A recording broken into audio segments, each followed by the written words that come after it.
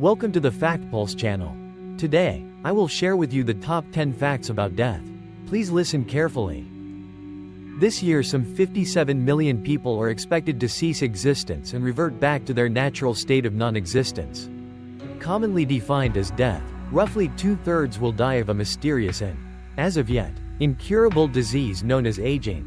Well, technically and medically speaking, old age is not in and of itself lethal, but it nonetheless weakens your body so as to make you less capable of combating that which is.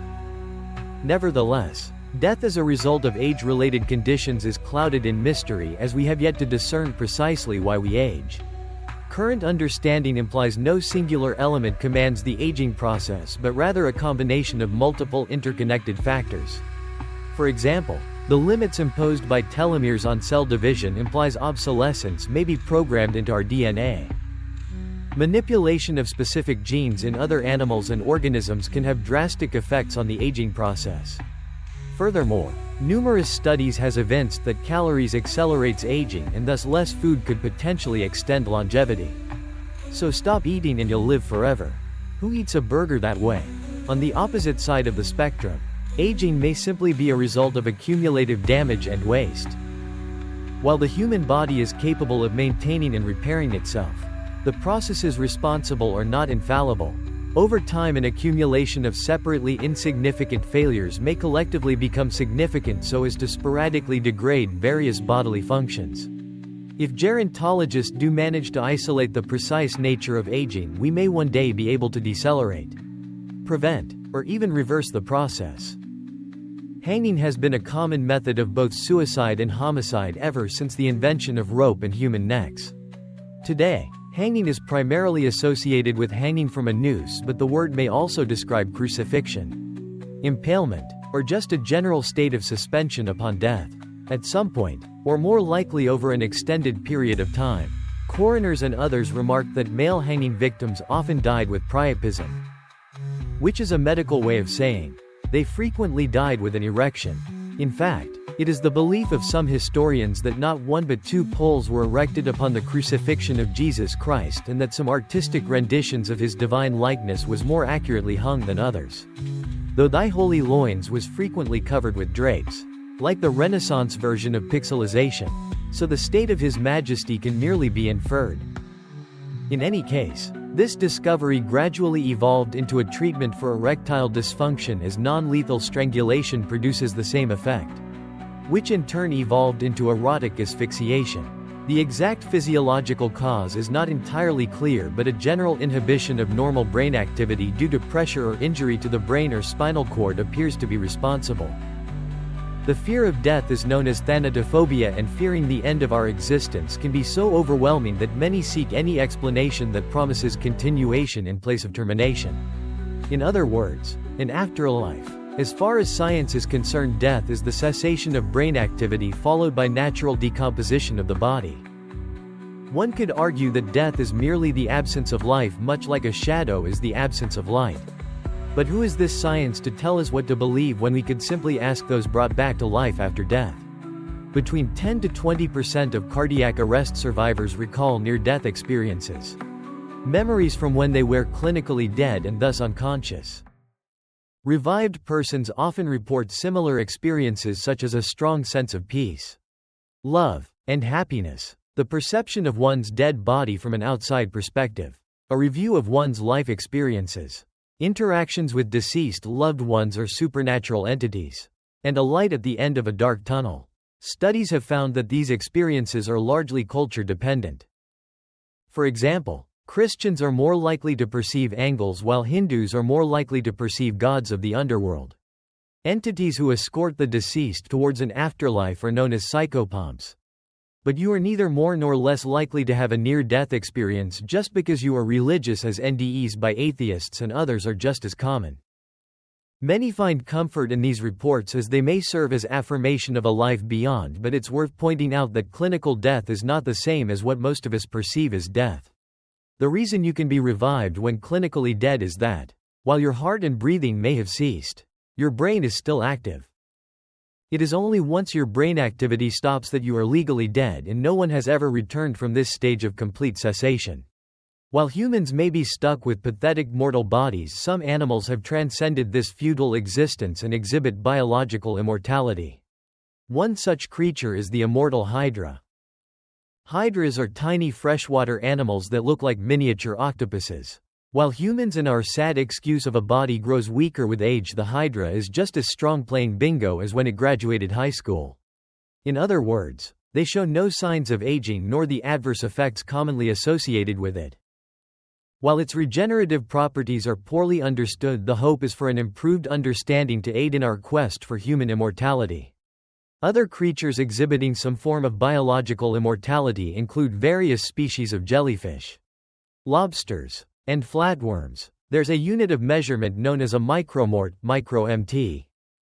The name is a portmanteau of the words micro and mortality and measures the probability of sudden death in any given context.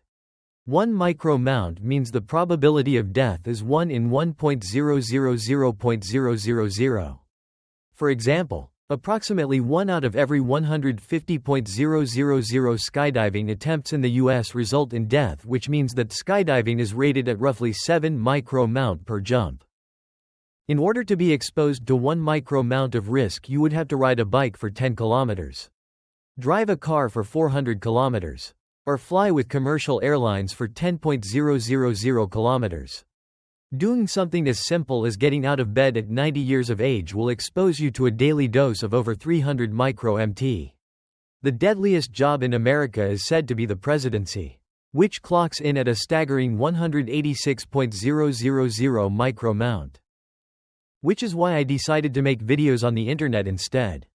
In most cultures, death is associated with a specific personification and commonly takes the shape of the Grim Reaper.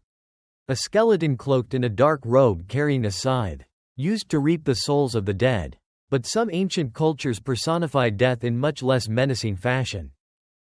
For example, the ancient Greeks worshipped a god of death known as Thanatos. He was often depicted as a bearded man or a child with wings that merely guided the human soul into the afterlife. In other words, a psychopomp. The Egyptian god Osiris was depicted as a man with green skin and was more often revered than feared. This modern depiction of a menacing skeleton or demon can largely be attributed to the most devastating pandemic humanity has ever faced: the Black Death. This horrifying medieval plague may have reduced the European population by as much as 60% and consequently gave rise to a more dismal depiction of the Grim Reaper as to more accurately reflect the hopelessness and dismality of this plague. Well, most depictions at least. Sometimes death is just ecstatic to play some mortal board games. Just look at that face. That is the face of a skeleton ready to play some chess. Who are you? I am death. There's a rare mental disorder known as Cotard syndrome, and persons afflicted often deny the existence of one or multiple body parts, but in some extreme cases patients deny that they themselves exist and paradoxically come to believe that they are dead. Named after French neurologist Jules Cotard. In 1880 he described a middle-aged woman who believed her body was completely hollow with the exception of her skin and bones. As such, she insisted she didn't need to eat and eventually died of starvation. Strangely enough, victims of this disorder often believe themselves to be immortal, as from their delusional perspective you can't die if you're already dead. Can't really argue with that logic. A more recent case from 2012 describes a man who, after suffering a stroke, grew convinced he was dead. He told his doctor, "I guess I'm dead. I'd like to ask for your opinion." But when asked if he believed it possible for a dead man to speak, he recognized the contradiction yet paradoxically maintained his belief of non-existence. He further elaborated, "I feel I am dead, but I'm talking with you in this world. I do not know whether I am alive or not. I am unable to realize that I'm alive." A few months later his condition fortunately improved and he no longer believed himself to be dead, yet he maintained that he once had been. Oh, and he also believed Kim Jong-il was a patient of the same hospital. Naturally, in 2007, a middle-aged man in Bosnia decided to fake his own death in an effort to uncover how many friends and family members would attend his funeral. Unfortunately for him, only one person attended his fake service, and that person was his mother.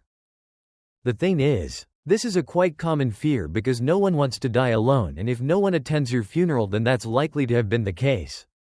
Actually, I'm surprised there isn't a specific phobia for dying alone, so let's create one. Okay. Thanatophobia is the fear of dying and monophobia is the fear of being alone, so naturally monotophobia is the fear of dying alone. Anyway, the fear of a lack of funeral attendees is so common that in the UK you can preemptively pay a company known as Rent a Mourner to have random persons attend your funeral and act as if they mourn your passing. In early 1921, an American named Thomas Bradford decided he was going to prove the existence of an afterlife. In order to realize such an impossible task, Bradford reasoned the most logical course of action would be for him to commit suicide and then communicate the existence of an afterlife from beyond the grave. He began by publishing a newspaper advert in search for a spiritualistic accomplice that would remain alive and wait for the spirit of Bradford to return from the dead, thus undeniably ascertaining a different plane of existence. A foolproof plan, or at least a woman named Ruth Doran thought so as she quickly responded to Bradford's advert. After a few meetings of what I can only imagine must have consisted of intense scrutinization of this ingenious plan, Bradford took his own life on the 5th of February, 1921. With the full intention of returning to this plane of existence and relay any juicy details about the world beyond to his lively accomplice. A week later, Doran claimed she had actually been in contact with the ghost of Bradford, and this is some of what he had to say. "I am the professor who speaks to you from the beyond. I have broken through the veil.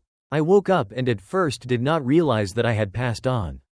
I find no great change apparent. I expected things to be much different.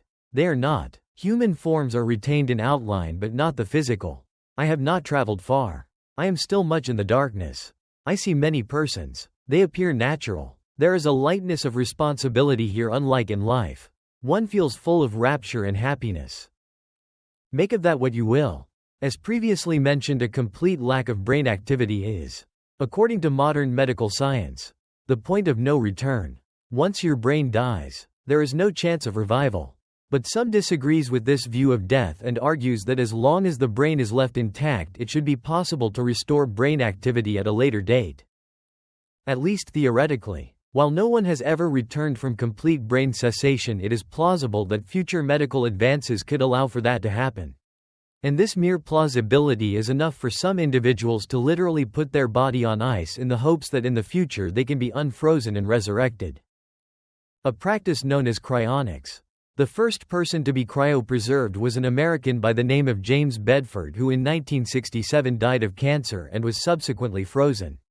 Over 250 individuals has since undergone this expensive procedure and thousands more plan on joining them. The question is this a form of suspended animation or a freezer for corpses? In 2016, scientists successfully restored a frozen rabbit brain to near perfect condition, demonstrating that sub-zero preservation is feasible. But the next issue is revival. While some microscopic animals have successfully been frozen, unfrozen, and revived, larger mammals, like ourselves, are significantly more complex. In any case, cryonics is currently one of the most plausible methods of escaping death. So while there is some tangible hope for the future to save us from the cruelty of non-existence, the present will for the time being remain a dystopian netherworld filled with pain, suffering, Denmark, death, and despair.